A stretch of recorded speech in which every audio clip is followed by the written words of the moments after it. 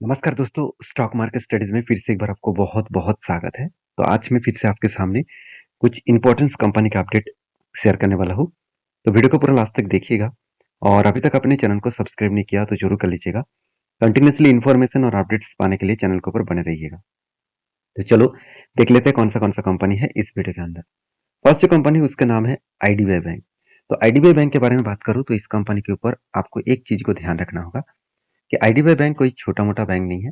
अभी एक large cap and blue chip type company बन चुके हैं और इस बैंक के में हमेशा एक चीज़ को याद रखने के लिए मैं बार-बार बोलता रहता हूँ कि बैंक एक्चुअली इस कंपनी के जो प्रोमोटर है, वो देखा जाए तो गवर्नमेंट है। क्योंकि इसका वो 94% जो होल्डिंग्स है, चलो मैं आपको दिखा देता हूँ। 94% जो होल्डिंग्स है, वो किसके पास है? गवर्नमेंट के पास है। क्योंकि शेयर होल्डिंग पैटर्न्स में अगर ध्यान से देखेंगे, तो पूरे के पूरे जो शेयर होल्डिंग पैटर्न्स है, उनमें से 94.71% यहाँ पे जो पूरा के पूरा परसेंटेज है, वो प्रोमोटर के पास है। बाकी देखिए म्यूचुअल फंड के पास और एफआईएस के पास ना के बराबर होल्डिंग है। मतलब होल्डिंग यहाँ पे है ही नहीं। तो इस सिचुएशन को समझ लिए और मज़ेदार बात यही है कि कंपनीज के ऊपर जो यहाँ पे शेयर होल्डिंग पैटर्न्स आपको देखने को मिला, तो ये जो होल्डिंग्स है 94% क्या हमेशा ऐसे ही रहेगा? बिल्कुल नहीं। आज नहीं तो कल उसको बेचना पड़ेगा। सेबी के रूल्स के हिसाब से 75% से भी ज़्यादा होल्डिंग उसको बेचना होगा। तो बेचना होगा मतलब अ, वो जब बेचेंगे तो उसका फ़ायदा कौन उठाएगा? ऑब्वियसली इंस्टीट्यूशन उठाएगा। क्योंकि आप एक बार चलो मैं आपको दिखाई देता हूँ। तो आप देखेंगे तो इंस्टीट्यूशन माल तो खरीदना चाहते हैं, मगर उसके पास क्वांटिटी ज़्यादा नहीं है, पहली बात। दूसरी बात, कंपनी के जो प्रोमोटर के पास होल्डिंग्स है, वो एलआईसी और प्रेसिडेंट ऑफ इंडिया इस दोनों के पास होल्डिंग्स है। मतलब ये दोनों व्यक्ति अगर माल बेचेंगे तब ना माल खरीदारी करेंगे दूसरे व्यक्ति। तो यहाँ पे गवर्नमेंट माल बेचेंगे तब इंस्टीट्यूशन इस कंपनी के ऊपर कोई डिसीजन ले पाएगा। तो आपकी क्या ओपिनियन है इस कंपनी के ऊपर? जरूर मुझे कमेंट्स करना क्योंकि कंपनी की जो परफॉर्मेंस है वो आपको बेस्ट तरीके से देखने को मिल जाएगा। सेल्स 5,200 से 6,500 करोड़ बना। इंटरेस्ट भी कंपनी पेमेंट किए, एक्सपेंस को भी कंपनी कंट्रोल में रखा, जिसके कारण कंपनी का नेट प्रॉफिट 950 करोड़ से 1500 करोड़ तक देखने को मिला। तो बेस्ट तरीके से यहाँ पे नेट प्रॉफिटेबिलिटी ग्रोथ देखने को मिला है। अभी इस कंपनी के ऊपर एज ए इन्वेस्टर प्रोमोटर से लेकर एफएस और डीएस सबको मतलब सबने तो थोड़ा थोड़ा करके क्वांटिटी ऐड किया है। तो कंपनीज की सबसे जो इम्पोर्टेंस पॉइंट है वो है कंपनी का बोरिंग्स। या सही में कंपनी का खुद के कर्जा बढ़ रहा है कि घट रहा है? अगर बैंक्स में कोई भी बैंक और देखा जाए तो कोई भी एनबीएफसी कंपनी के ऊपर मतलब कोई भी फाइनेंस कंपनी के ऊपर खुद के बोरिंग्स धीरे धीरे करके बढ़ता चले जा रहे हैं तो ठीक है। मगर यहाँ पे हुआ कुछ उल्टा। जो पहले 3,30,000 करोड़ के ऊपर बोरिंग्स देखने को मिला था, वो आज 2.5 लाख करोड़ के आसपास हो चुके हैं। मतलब कंपनी के बोरिंग्स ऑलमोस्ट 1 लाख करोड़ के आसपास कम हो चुके हैं। तो इतना कम होने के कारण कंपनी के ऊपर जो कस्टमर को लोन वो दे रहे थे, जो लोन दिया जा रहा था, उस लोन देने के बाद कंपनी क्या कर रहे थे, उस लोन से इंटरेस्ट कमा रहा था। तो उस लोन अगर कम देंगे तो इंटरेस्ट कम हो जाएगा। तो जिसके चलते कंपनी का रेवेन्यू और प्रॉफिट मार्जिन कम हो जाएगा। तो उसी सिचुएशन के बेसिस में देखा है तो कंपनी में थोड़ा सा प्रेशराइज है। तो जिसके चलते मुझे लग रहा है कि जिस तरीके से पैटर्न्स यहाँ पे क्रिएट हुआ था, वो यहाँ पे देख सकते हैं कफ विद हैने पैटर्न्स बना और फाइनली ब्रेकआउट भी हुआ। और ब्रेकआउट होने के बाद कंपनी रिटेस्ट भी किया और बहुत दिनों तक एक ही रेंज पे होल्ड करने के बाद फाइनली वो टारगेट तक चला ही गया और रिटेस्ट करने के बाद वो ऊपर जाने का भी कोशिश कर रहा है। तो बेस्ट तरीके से यहाँ पे एंटी मिलने का चांसेस जो था और मतलब बेस्ट तरीके से जिस तरीके से एंटी यहाँ पे मिला था वो शानदार तरीके से ऊपर गया और उसके बाद नीचे आने की भी कोशिश कर रहा है। उसके बाद फिर से वो रिटेस्ट करेगा इस हायर लेवल तक। तो मैं अभी तक टारगेट बुक नहीं किया क्योंकि टारगेट अभी तक हुआ नहीं। तो जब टारगेट मिलेगा तो मैं आपके साथ जरूर शेयर करूंगा। नेक्स्ट जो कंपनी उसके नाम है सुजलॉन एनर्जी लिमिटेड। तो इसके ऊपर मैंने एक एंट्री लिया था वो सबसे पहले मैं आपके साथ शेयर करूंगा।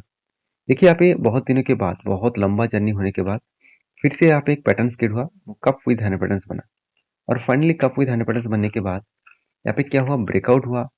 और यहाँ पे देखिए दो बार यहाँ पे हैंडल पैटर्न क्रिएट हुआ, एक बार नहीं, दो दो बार हैंडल पैटर्न क्रिएट हुआ। उसके बाद फाइनली ब्रेकआउट हुआ। ब्रेकआउट होने के बाद ब्रेकआउट कंफर्मेशन भी हो चुकी है। तो कंफर्मेशन होने के बाद कंपनी के ऊपर क्या हुआ, रिटेस्ट किया, इस लेवल तक रिटेस्ट किया। उसके बाद धीरे धीरे करके वो ऊपर जाने का कोशिश कर रहा है। तो अगर ऊपर तक गए, इस लेवल तक गए तो इसका टारगेट जो मिलने वाला है 23% के आसपास टारगेट मिलने का चांसेस है। एक अलग लेवल का यहाँ पे कफ विद हैंड बना और उसके बाद ब्रेकआउट भी हुआ, उसके बाद रिटेस्ट भी किया, उसके बाद यहाँ पे टारगेट होने का चांसेस है।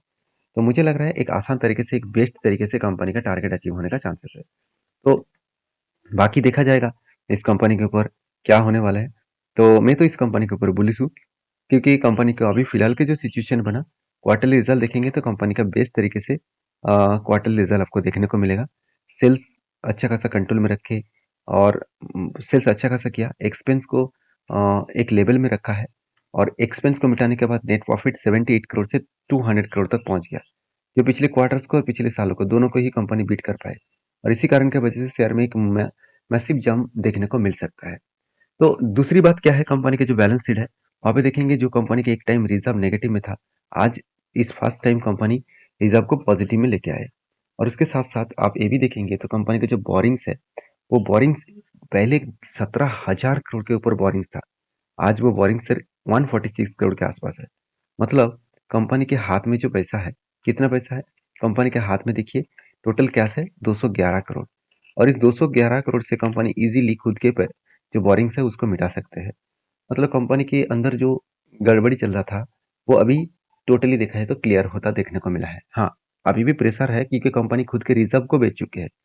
तो रिजर्व अगर कम होना एक कंपनी के लिए खतरा बन सकता है। इस बार कंपनी रिजर्व बेचकर कर्जा तो मिटा दिया, अगर नेक्स्ट टाइम कंपनी का सेल्स अगर ना बढ़े तो कंपनी का फिर से कर्जा लेना पड़ेगा।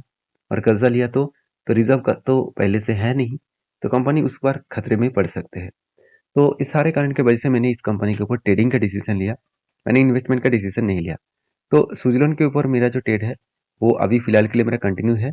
जब इस लेवल तक जाएगा तो मुझे टारगेट मिलने का चांसेस है और 23% के आसपास टारगेट मिलने का चांसेस है। तो कब टारगेट मिलेगा वो तो पता नहीं, जब टारगेट मिलेगा मैं आपके साथ जरूर शेयर करूंगा। नेक्स्ट जो कंपनी उसका नाम है बैंक ऑफ महाराष्ट्र। तो बैंक ऑफ महाराष्ट्र के बारे में बात करूँ तो कंपनी इसके ऊपर एक शानदार तरीके से टेक्निकली चार्ट पैटर्न बना है और इसके ऊपर में लगातार एक बुलिश सिचुएशन देखने को मिला है। मैं एक बार टेक्निकली चार्ट पैटर्न आपके साथ शेयर कर लूँ। आप देखेंगे तो लंबा सा जर्नी होने के बाद यहाँ पे देख सकते हैं क्या बना है, एक बिग जैसा क्या बना, कप बना और उसके बाद क्या बना, हैंडल बना। तो कप विद हैंडल बनने के बाद फाइनली यहाँ पे ब्रेकआउट हुआ और ब्रेकआउट कंफर्मेशन भी यहाँ पे हो चुके हैं। तो कंफर्मेशन होने के बाद कंपनी के ऊपर धीरे धीरे करके क्या कर रहा है, कंपनी ऊपर गया, नीचे आया और उसके बाद कंपनी इस लेवल तक कंपनी रीटेस्ट करने का कोशिश कर रहे हैं। मतलब ऊपर जाने के बाद नीचे भी आए और धीरे धीरे करके होल्ड किया, उसके बाद टारगेट जाने का वो कोशिश कर रहे हैं। तो बेस्ट तरीके से यहाँ पे एंट्री मिला है मुझे। अभी कब टारगेट मिलेगा वो तो पता नहीं। अगर इस टारगेट मुझे 1 साल में मिले तो बड़ी बात है, अगर 2 साल में मिले तो भी बड़ी बात है, क्योंकि कंपनी की जो टारगेट है वो टारगेट निकल कर आ रहा है करीबन करीबन 80% के आसपास। अगर ये टारगेट मुझे 2 साल में मिले तो भी मुझे एवरेज 42% के आसपास रिटर्न मिलेगा। तो इससे बढ़िया बात और कुछ हो नहीं सकता। तो मैं इसलिए इस कंपनी के ऊपर अच्छा खासा मैं क्वांटिटी ऐड करके रखा हूँ। बाकी आपके क्या ओपिनियन है इस कंपनी के ऊपर जरूर कमेंट्स करना, क्योंकि इस कंपनी के ऊपर सर मैंने टेक्निकली चार्ट पैटर्न के बेसिस में ट्रेड नहीं लिया। दो बात मुझे बेस्ट लगा। पहली बात, बोरिंग्स कंपनी का इस बार हाईएस्ट देखने को मिला, कंपनी सबसे ज़्यादा बोरिंग्स इस बार ले चुके हैं और कंपनी का रिजर्व भी बढ़ चुके हैं। मतलब टोटल जो लैंडिंग कैपेसिटी है, टोटल जो लोन देने का कैपेसिटी है वो बहुत बढ़ चुके हैं और लोन ज़्यादा देगा तो ज़्यादा से पैसा मार्केट से उठा पाएंगे। तो क्वेश्चन यहाँ पे ये रहता है कि बैंक में प्राइवेट जो गवर्नमेंट बैंक होते हैं तो उसमें लोन तो ज़्यादा देते हैं, लोन तो ज़्यादा दिया जाता है और यहाँ पे दिक्कत यही है कि वो लोन उठा नहीं पाते। क्या सही में इस कंपनी लोन उठा पाते हैं? चलो वो भी मैं आपके साथ क्लियर कर लेता हूँ। क्वार्टर रिजल्ट देखेंगे तो कंपनी देखिए प्रॉफिटेबिलिटी अच्छा खासा एक प्रॉफिट इस बार ग्रोथ किया और फर्स्ट टाइम कंपनी 1000 करोड़ तक क्रॉस ओवर कर चुके हैं। तो कंपनी के ऊपर बेस्ट तरीके से यहाँ पे प्रॉफिट को देखने को मिला और देखिए कंपनी की जो एनपीए है वो ना के बराबर देखने को मिले। मतलब जो 2.59% के आसपास एनपीए हुआ करता था वो आज सिर्फ 0.22% के आसपास एनपीए हो गया। तो जो कंपनी की इतने पॉइंट्स बेस्ट है, क्या उस कंपनी के ऊपर डरना चाहिए? मैं तो बिल्कुल नहीं डरूंगा, मैं तो कंटिन्यू करूंगा। अगर मुझे 2 साल में भी मुझे इस तरीके से रिटर्न मिले तो मुझे एवरेजली इस कंपनी के ऊपर 42% के आसपास रिटर्न मिलने का चांसेस है। बाकी आपकी क्या ओपिनियन है इस कंपनी के ऊपर जरूर कमेंट्स करना, क्योंकि एज ए इन्वेस्टर भी इस कंपनी के ऊपर खुद के होल्डिंग को कंटिन्यू कर रहा है। प्रोमोटर ने जितना होल्डिंग रखे है उससे कई गुना ज़्यादा मत सॉरी प्रोमोटर के जो होल्डिंग्स है उसको बेचना पड़ेगा, क्योंकि 86% होल्डिंग है अभी, उसको 75% तक लेके आना पड़ेगा। तो बाकी आपके क्या ओपिनियन है ज़रूर मुझे कमेंट्स करके बताना। तो मिलते हैं नेक्स्ट वीडियो में, तब तक के लिए धन्यवाद।